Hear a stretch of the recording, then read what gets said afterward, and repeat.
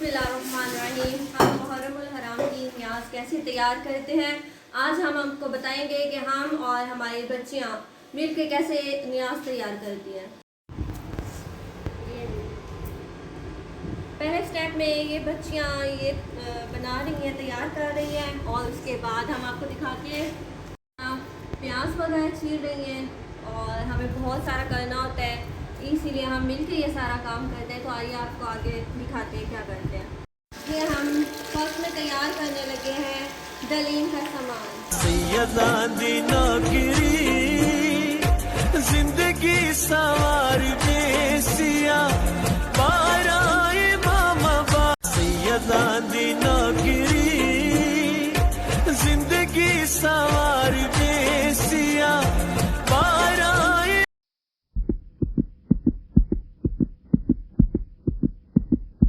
सैयदानी नौकरी जिंदगी सवार बेसिया पाराए मामा बाजू पाराए मामा बाजू भूल तू न कोई लगे सिया सैयदानी नौकरी